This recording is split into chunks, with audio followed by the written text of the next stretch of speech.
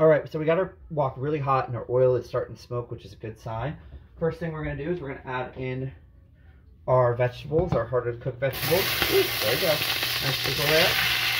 We've got about 1 bell pepper, both red and green, and probably about 4 ounces of some pre-cooked or some pre-cut carrots. I'm gonna put that in there with some oil.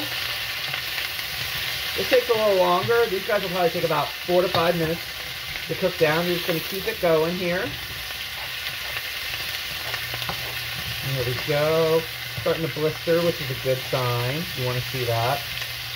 You do this in portions when you do a cooked stir fry, because everything takes different amounts of time, and you don't want it to overcook or undercook anything, especially meat, and then end up with overcooked vegetables. So what we're going to do is we're going to let this cook. I'll keep stirring it, and I'll come back when we're ready to add the next group of ingredients here. And we're also going to be making our sauce in this too, as it is, and that'll just give flavor at the end for everyone. So be right back. Okay, so I've got my vegetables pretty cooked here. They're pretty getting soft and tender, and they'll keep cooking as we go. And going in are softer vegetables, and here I've got about 4 ounces of white button mushroom, a small zucchini, and about 1/4 of a small head of cabbage. And we're just going to toss that in here. Start getting everybody cooked up in there. Again, stir fries are great because you can just sort of change and use whatever you have or whatever you want. Different textures give different flavors. So there we go. Getting everybody stirred up there.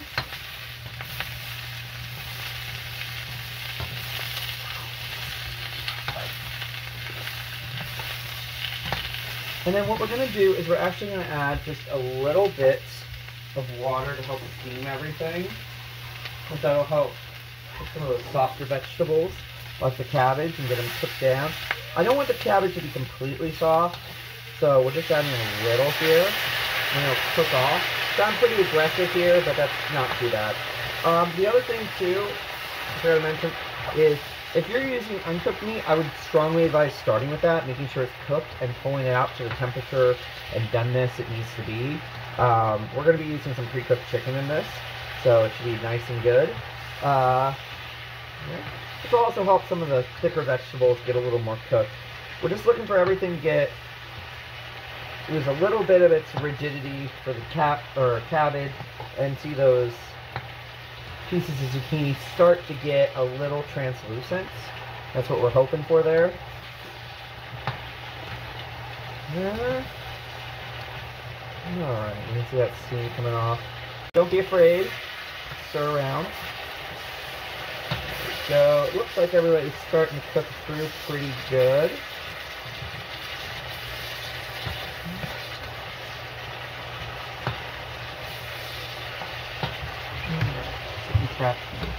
Next thing I'm going to do is I'm going to add a little more water, and I'm going to add in our chicken, and we're going to add in some chicken stock, some chicken bouillon here.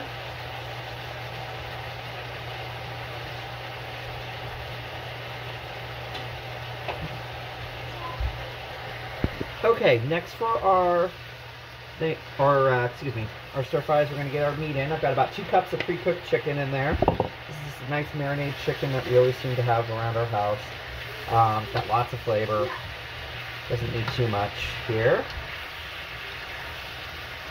Alright, I'm just going to stir that in so it gets right heated back up. Again, if you pre-cook this, I would take it out after you've done all the vegetables. You can just add it in and go real quick. Now, to make our sauce here, I'm going to pull over my vegetables to sort of one side and create sort of a well here. You can see all the juices and everything starting to form down there. What I'm going to add is a couple teaspoons of minced garlic.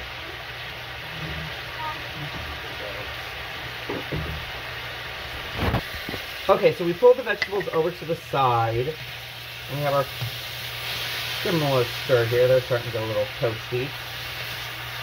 You can see we got a little bit of fluid. We're going to add a little more water in. There. go. Cool it down. And where you can see it bubbling and the flavors coming through, we're going to pull that to the side. And then I'm going to add in a couple teaspoons, which works out to a couple minced cloves of garlic there. And then we're going to do about a tablespoon of ginger. This is grated ginger that we keep in the fridge. I love the pre-grated ginger. The minced grated ginger is so nice and it adds so much flavor so quickly. Makes it easy. Then I've got, there we go. Then we're going to add in about a quarter cup of soy sauce here. It may seem like a lot, but you're coating for a lot of food there. And we're going to be adding some more liquid to help reduce that sodium, break that sodium up. We're going to add a little bouillon and a little bit more water. And we're going to start stirring that. Once this liquid, your sauce, gets to a nice boil, we're going to actually add in a little bit of a cornstarch slurry so it coats everything. But while that's going, we're also going to add in a little white pepper here. I'll put about just a sprinkle.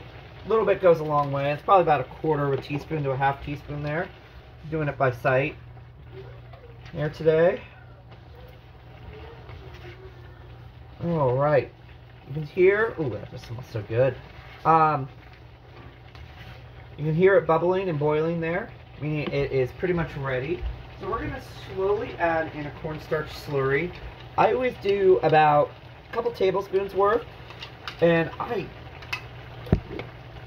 then mix it with water, and that just makes it thicken up the sauce so much easier. There we go. This is going to make it more like what you see when you go get a takeaway, a Chinese. We're just going to add in a little bit at a time because you want to wait till it boils. Because if you don't, and you keep adding it, eventually you basically get Play-Doh. Here, more there, almost where I want it. All right. We'll plate that up and show you the finished product. Be right back. All right, and there's the finishing product.